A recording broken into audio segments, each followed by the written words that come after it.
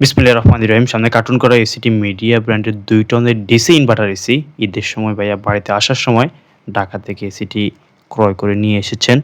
এসিটির model MSI 24CR DN8 ইন্ডোমিটার যে look দেখতে পাচ্ছেন হোয়াইট। এই এসিটিতে কোম্পানি সার্ভিস পাইপ হিসেবে 5.8 ইঞ্চি সাইজ এবং 3.8 ইঞ্চি সাইজের সার্ভিস যে পাইপ সেটি ইউজ করেছেন।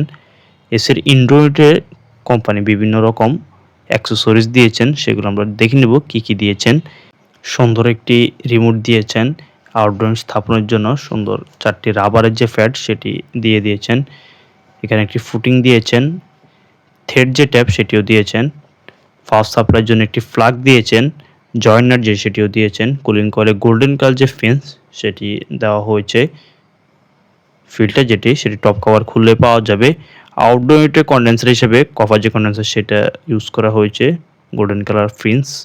ইনডোর ইউনিট এটা জায়গা মতো আমরা সেটিং করে নিয়েছি। আউটডোর ইউনিট সেটা সেটিংয়ের জন্য স্ট্যান্ড যেটি সেটা মেজারমেন্ট করে লাগিয়ে নিয়েছি। সার্ভিস যে পাইপ সেটা কানেকশন করে নিয়েছি। ভাইয়া আমাদেরকে বলেছেন বারান্দার উপরের অংশে স্থাপন করার জন্য, গ্রামে তেমন একটা থাকা হয় না, সেফটির জন্য এখানে স্থাপন করতে বলেছেন। আউটডোর ইউনিটটা সুন্দর করে স্থাপন করে নিয়েছি। ব্যাকমের যে কাজ সেটা পর্যায়ক্রমে সেরে নিচ্ছি।